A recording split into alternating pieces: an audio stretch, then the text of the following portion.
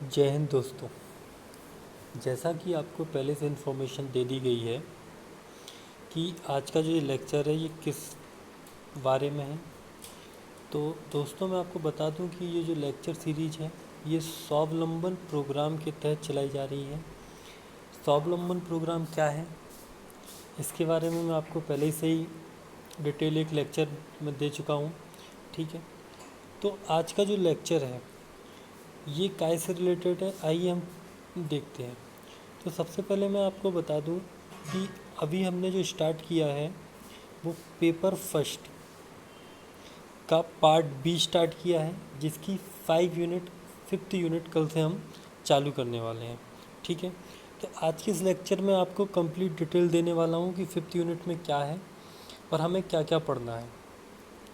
Lecture के माध्यम से आपको नोट्स भी प्रोवाइड किए जाएंगे, साथ ही साथ आपको आंसर राइटिंग की प्रैक्टिस की जाएगी। नोट्स को बनाना कैसे है ये भी आपको बताया जाएगा।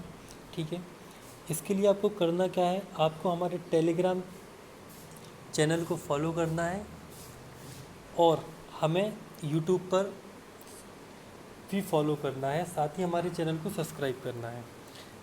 तो चलिए हम अपने लेक्चर को चालू करते हैं। तो सबसे पहले हम देख लेते हैं कि इस यूनिट में सिलेबस में है क्या क्या। ठीक है, तो ये सिलेबस आपके सामने है स्क्रीन पे। सबसे पहले तो सिलेबस में सुदूर संवेदन।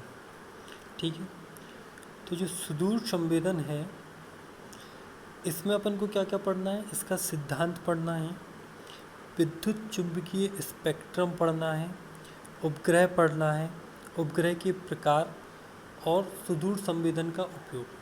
ये जो टॉपिक दिए गए हैं इनको मैं आपको डिटेल में बताऊंगा कि इसके अंतर्गत और हमें क्या क्या पढ़ना है सुदूर संवेदन में। ठीक है, इसके बाद दूसरा टॉपिक क्या है अपना GIS है, यानी कि भौगोलिक सूचना प्रणाली है, इसके घटक एवं उपयोग। इसके अंतर्गत हमें क्या क्या पढ़ना है ये भी मैं आपको अभी बताने वाला हूँ।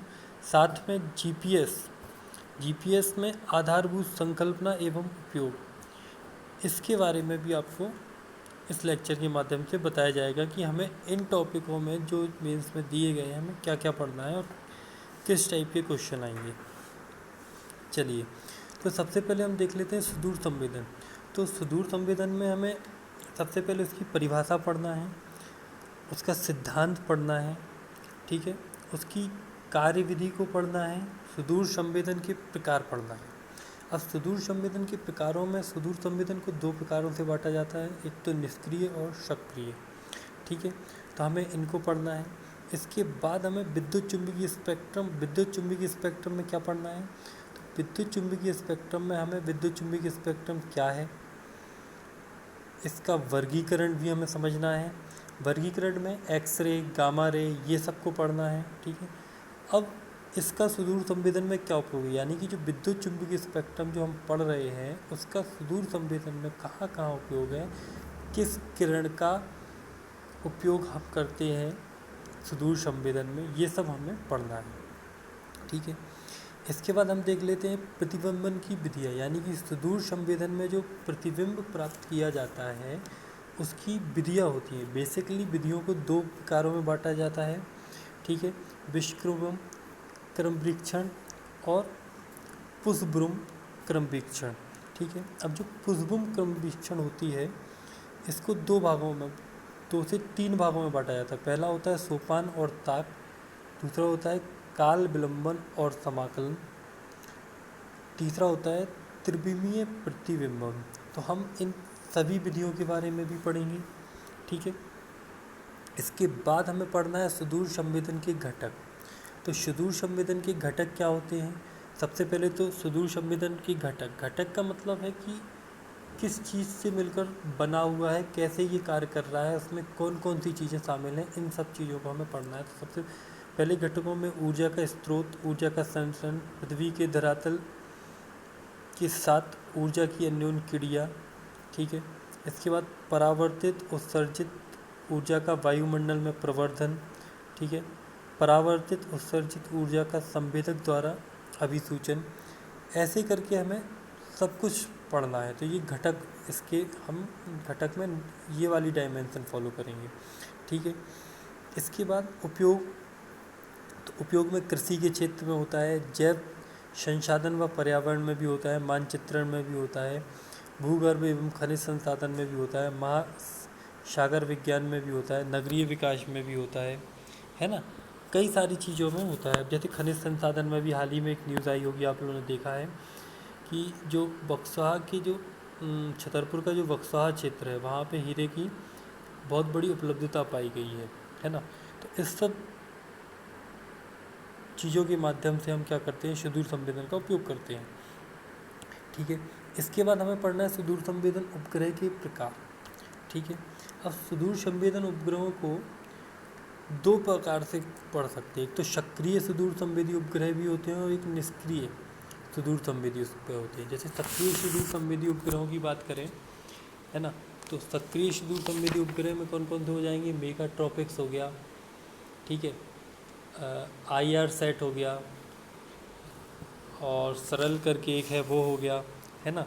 और जो निष्क्रिय है उसमें क्या क्या पढ़ना है हमें, कार्टोसैट हो गया, रिशोसैट हो गया, ओशियन हो गया, है ना, इन सब को पढ़ना है। इसके बाद तो ये इतना जो टॉपिक है ये हमें क्या में पढ़ना है, केवल सुदूर संवेदन के अंतर्गत पढ़ना है। फिर हम चालू करेंगे GIS, जो कि 14 अप्रैल को लेक्चर रहेगा। कल जो 12 अप्रैल को जो लेक्चर रहेगा उसमें आपका पूरा सुदूर संवेदन कंप्लीट करा दिया जाएगा। ठीक है, सुदूर संवेदन कंप्लीट करा दिया जाएगा, प्लस सुदूर संवेदन के नोट्स आपको दे दिए जाएंगे ग्रुप में, है ना। इसके बाद आपको जो 13 अप्रैल है, तो 13 अप्रैल को क्या होगा कि हम GIS पढ़ेंगे। फिर GIS के नोट्स आपको मिलेंगे, और इसके बाद हम GPS को पढ़ेंगे, है ना। इसके बाद जो लास्ट डे होगा उस दिन मैं आपको बताऊंगा कि किस टाइप के क्वेश्चन इस पर्टिकुलर टॉपिक से बन सकते हैं और उन क्वेश्चनों की फॉर्मेशन हमें कैसे करना है। ठीक है, ये सब चीज़ें हमें क्या है, हम इसको कवर करेंगे। ओके, चलिए तो हम आगे देखते हैं। तो आगे देखा हमने GIS, तो GIS के बारे में हमें क्या पढ़ना है, GIS क्या है, पहले तो GIS के डाटा के प्रकार क्या हैं ये हमें पढ़ना है। इसके बाद यह कैसे काम करता है, GIS का इतिहास, GIS के लाभ, इसके बाद इसके घटकों को पढ़ेंगे हम। तो घटक में क्या हो जाएंगे, हार्डवेयर, ठीक है, सॉफ्टवेयर हो गया, लोग हो गए, प्रक्रिया और आंकड़े, इन सब चीज़ों को पढ़ेंगे। और फिर मोस्ट लास्ट में हम क्या पढ़ेंगे, GIS के उपयोग। ठीक है, इतना हमें GIS के बारे में पढ़ना है। फिर हम देखते हैं GPS। GPS क्या है, इसकी शुरुआत, यह कैसे काम करता है, इसका उद्देश्य क्या है, लाभ व इसकी कमियां। इतने टॉपिक्स को कवर करने के बाद हम उपयोगों में उपयोग देखेंगे। तो उपयोग स्थानीय इसमें किया जाता है, नेविगेशन में, मानचित्रण में, ट्रैकिंग व समय इन क्षेत्रों में इसका GPS का उपयोग किया जाता है। तो हमें ये भी पढ़ना है। फिर इसके बाद हम देखते हैं GIS के अंतर्गत एक टॉपिक आता है वैश्विक नौवहन प्रणाली। ठीक है, अब वैश्विक नौवहन प्रणाली में हम क्या क्या पढ़ते हैं, GPS पढ़ेंगे, IRNS पढ़ेंगे, IRNSS पढ़ेंगे। फिर इसके बाद हम क्या पढ़ेंगे, गगन पढ़ेंगे। ठीक है, अब जो GPS है, GPS के अंतर्गत हम क्या पढ़ेंगे, विभिन्न देशों के भौगोलिक सिस्टम को पढ़ेंगे, है ना। अलग अलग देशों के अलग अलग भौगोलिक सिस्टम है, उनके बारे में पढ़ेंगे। अब जो IRNS है ये भारत का है, तो इसको भी पढ़ेंगे हम, गगन को भी पढ़ेंगे। इतना हमें इस पर्टिकुलर जो यूनिट है इसमें पढ़ना है। ठीक है, तो आज के लेक्चर में सिर्फ इतना ही। दोस्तों, आप लोग को यदि लेक्चर पसंद आए तो टेलीग्राम को ज्वाइन करें चैनल को, और हमारे यूट्यूब चैनल को भी सब्सक्राइब करें, ताकि आपको अपडेट नोटिफिकेशन मिलते रहें।